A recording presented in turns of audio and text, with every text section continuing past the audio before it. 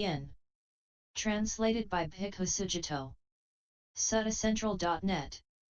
Long Discourses 21. Sakka's Questions. Pankasika's Song. The Approach of Sakka. So I have heard. At one time the Buddha was staying in the land of the Magadhans, east of Rajagaha. There's a Brahmin village named Ambasanda, north of which, on Mount Vedayaka, is the Indasala cave. Now at that time a keen desire to seeing the Buddha came over Sakka, the Lord of Gods. He thought, where is the Blessed One at present, the Perfected One, the fully awakened Buddha? He saw that the Buddha was at the Indasala cave, and addressed the gods of the 33, "Good sirs, the Buddha is staying in the land of the Magadhans at the Indasala cave. What if we were to go and see that blessed one, the perfected one, the fully awakened Buddha?" "Yes, Lord," replied the gods. Then Sakka addressed the fairy Pankasika, "Dear Pankasika, the Buddha is staying in the land of the Magadhans at the Indasala cave. What if we were to go and see that blessed one, the perfected one, the fully awakened Buddha?" "Yes, Lord," replied the fairy Pankasika. Taking his arched harp made from the pale timber of wood apple, he went as Sakka's attendant. Then Sakka went at the head of a retinue consisting of the gods of the 33 and the fairy Pankasika. As easily as a strong person would extend or contract their arm, he vanished from the heaven of the gods of the 33 and landed on Mount Vedayaka north of Ambasanda. Now at that time a dazzling light appeared over Mount Vedayaka and Ambasanda, as happens through the glory of the gods. People in the villages round about, terrified, shocked, and awestruck, said, "Mount Vedayaka must be on fire today, blazing and burning. Oh, why has such a dazzling light appeared over Mount Vedayaka and Ambasanda?" Then Sakka addressed the fairy Pankasika, "My dear Pankasika, it's hard for one like me to get near the realized ones while they are on retreat practicing absorption, enjoying absorption. But if you were to charm the Buddha first, then I could go to see him." "Yes, Lord," replied the fairy Pankasika. Taking his arched harp made from the pale timber of wood apple, he went to the Indasala cave. When he had drawn near, he stood to one side, thinking, "This is neither too far nor too near, and he'll hear my voice." One Pankasika's song standing to one side, Pankasika played his arched harp, and sang these verses on the Buddha, the teaching, the Sangha, the perfected ones, and sensual love. "My lady Suryavakasa, O my sunshine, I pay homage to your father Timburu, through whom was born a lady so fine, to fill me with a joy I never knew, as sweet as a breeze to one who's sweating, or when thirsty, a sweet and cooling drink. So dear is your shining beauty to me, just like the teaching is to all the saints, like a cure when you are struck by fever dire, or food to ease the hunger pain. Come on, darling, please put out my fire, quench me like water on a flame, as elephants burning in the heat of summer, sink down in a lotus pond to rest, so cool, full of petals and of pollen. That's how I would plunge into your breast, like elephants bursting bonds in rutting season, beating off the pricks of lance and pikes. I just don't understand what is the reason I'm so crazy for your shapely thighs. For you, my heart is full of passion. I'm in an altered state of mind. There is no going back, I'm just not able. I'm like a fish that's hooked up on the line. Come on, my darling, hold me, fair of thighs. Embrace me, with your so bashful eyes. Take me in your arms, my lovely lady.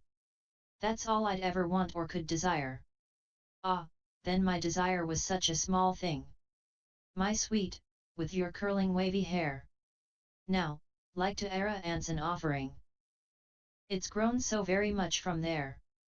Whatever the merit I have forged, by giving to such perfected beings, may that, my altogether gorgeous, ripen in togetherness with you. Whatever the merit I have forged, in this wide open land, may that, my altogether gorgeous, ripen in togetherness with you." Absorbed, the Sakyan meditates. Unified, alert, and mindful. The sage aims right at the deathless state. Like me, oh my sunshine, aiming for you. And just like the sage would be rejoicing, were he to awaken to the truth.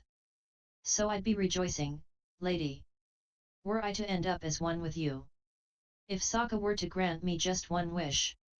As Lord of the Holy 33. My darling, you're the only one I'd wish for. So strong is the love I hold for you. Like a freshly blossoming sal tree is your father, my lady so wise. I pay homage to him, bowing down humbly, to he whose daughter is of such a kind. When Pankasika had spoken, the Buddha said to him, Pankasika, the sound of the strings and the sound of your voice blend well together, so that neither overpowers the other. But when did you compose these verses on the Buddha, the teaching, the Sangha, the perfected ones, and sensual love? This one time, sir, when you were first awakened, you were staying near Uravela at the goatherd's banyan tree on the bank of the Naranjara river. And at that time I was in love with the lady named Bhattasuryavakasa, the daughter of the fairy king Timbaru. But the sister desired another, it was Madali the charioteer's son named Sikati who she loved. Since I couldn't win that sister by any means, I took my arched harp to Timbaru's home, where I played those verses. When I finished, Suryavakasa said to me, Dear sir, I have not personally seen the Buddha. But I did hear about him when I went to dance for the gods of the 33 in the Hall of Justice. Since you extol the Buddha, let us meet up today. And that's when I met up with that sister. But we have not met since. To the approach of Sakka. Then Sakka, Lord of Gods, thought, Pankasika is exchanging pleasantries with the Buddha. So he addressed Pankasika, My dear Pankasika, please bow to the Buddha for me, saying, Sir, Sakka, Lord of Gods, with his ministers and retinue, bows with his head at your feet.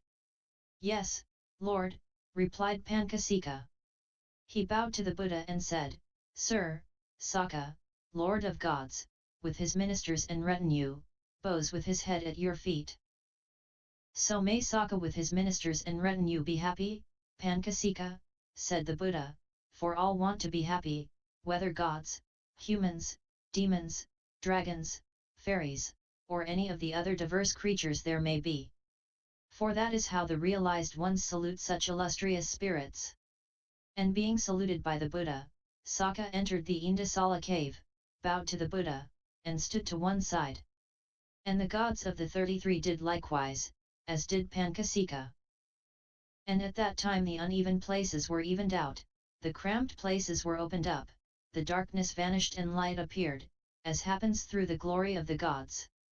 Then the Buddha said to Sakka, It's incredible and amazing that you, the venerable Kosaya, who has so many duties and so much to do, should come here. For a long time I've wanted to go and see the Buddha, but I wasn't able, being prevented by my many duties and responsibilities for the gods of the 33.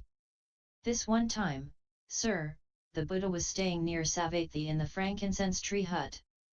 Then I went to Savatthi to see the Buddha. But at that time the Buddha was sitting immersed in some kind of meditation. And a divine maiden of Great King Vessavana named Bhujati was attending on the Buddha, standing there paying homage to him with joined palms. So I said to her, Sister, please bow to the Buddha for me, saying, Sir, Sakka, Lord of Gods, with his ministers and retinue, bows with his head at your feet. When I said this, she said to me, It's the wrong time to see the Buddha, as he's in retreat. Well then, sister, please convey my message when the Buddha emerges from that immersion. I hope that sister bowed to you? Do you remember what she said? She did bow, Lord of Gods, and I remember what she said. I also remember that it was the sound of your chariot wheels that pulled me out of that immersion. Sir, I have heard and learned this in the presence of the gods who were reborn in the host of the 33 before me. When a realized one arises in the world, perfected and fully awakened, the heavenly hosts swell, while the demon hosts dwindle. and I have seen this with my own eyes. 2.1 The story of Gopika. Right here in Kapilavatthu there was a Sakyan lady named Gopika who had confidence in the Buddha, the teaching, and the Sangha, and had fulfilled her ethics. Losing her attachment to femininity, she developed masculinity. When her body broke up, after death, she was reborn in a good place, a heavenly realm. In the company of the gods of the 33 she became one of my sons. There they knew him as the god Gopaka. Meanwhile 3 others, mendicants who had led the spiritual life under the Buddha, were reborn in the inferior fairy realm. There they amused themselves, supplied and provided with the 5 kinds of sensual stimulation, and became my servants and attendants. At that, Gopaka scolded them, "Where on earth were you good sirs, when you heard the Buddha's teaching?" For while I was still a woman I had confidence in the Buddha, the teaching, and the Sangha, and had fulfilled my ethics.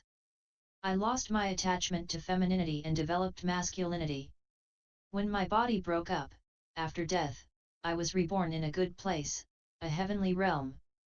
In the company of the gods of the 33 I became one of Sakka's sons. Here they know me as the god Gopaka. But you, having led the spiritual life under the Buddha, were reborn in the inferior fairy realm. When scolded by Gopaka, 2 of those gods in that very life gained mindfulness, leading to the host of Brahma's ministers. But one god remained attached to sensuality. I was a laywoman disciple of the seer. And my name was Gopika. I was devoted to the Buddha and the teaching. And I faithfully served the Sangha. Because of the excellence of the Buddha's teaching, I'm now a mighty, splendid son of Sakka, reborn among the 33. And here they know me as Gopaka. Then I saw some mendicants who I'd seen before, dwelling in the host of fairies. When I used to be a human, they were disciples of Gautama. I served them with food and drink, and clasped their feet in my own home. Where on earth were they when they learned the Buddha's teachings? For each must know for themselves the teaching so well taught, realized by the seer. I was one who followed you, having heard the fine words of the noble ones. I'm now a mighty, splendid son of Sakka, reborn among the 33. But you followed the best of men, and led the supreme spiritual life. But still you're born in this lesser realm. A rebirth not befitting. It's a sorry sight I see, good sirs. Fellow Buddhists in a lesser realm, reborn in the host of fairies. You only wait upon the gods. Meanwhile, I dwelled in a house. But see my distinction now. Having been a woman now I'm a male god, blessed with heavenly sensual pleasures. Scolded by that disciple of Gautama. When they understood Gopaka, they were struck with urgency. Let's strive, let's try hard, we won't serve others anymore. 2 of them aroused energy, recalling the Buddha's instructions. Right away they became dispassionate, seeing the drawbacks in sensual pleasures, the fetters and bonds of sensual pleasures, the ties of the wicked one so hard to break. They burst them like a bull elephant his ropes, and passed right over the 33. The gods with Inda and Pajapati were all gathered in the hall of justice. As they sat there, they passed over them. The heroes desireless, practicing purity. Seeing them, Vasava was struck with a sense of urgency. The master of gods in the midst of the group said, "These were born in the lesser fairy realm. But now they pass us by." Heeding the speech of one so moved, Gopaka addressed Vasava. "There is a Buddha, a lord of men, in the world. Known as the Sakyan sage, he's mastered the senses. Those sons of his were bereft of mindfulness, but when scolded by me they gained it back. Of the 3, there is one who remains dwelling in the host of fairies. But 2, recollecting the path to awakening, serene, spurn even the gods. The teachings explained in such a way that not a single disciple doubts it. We venerate the Buddha, the victor, Lord of men, who has crossed the flood and cut off doubt. They attained to distinction fitting the extent to which they understood the teaching here. 2 of them mastered the distinction of the host of Brahma's ministers. We have come here, dear sir, to realize this same teaching. If the Buddha would give me a chance, I would ask a question, dear sir. Then the Buddha thought, for a long time now. This spirit has led a pure life. Any question he asks me will be beneficial, not useless. And he will quickly understand any answer I give to his question. So the Buddha addressed Sakka in verse. Ask me your question, Vasava. Whatever you want. I'll solve each and every problem you have. The first recitation section is finished. Having been granted an opportunity by the Buddha, Sakka asked the first question. Dear sir, what fetters bind the gods, humans, demons, dragons, fairies, and any of the other diverse creatures, so that, though they wish to be free of enmity, violence, hostility, and hate, they still have enmity, violence, hostility, and hate? Such was Sakka's question to the Buddha. And the Buddha answered him.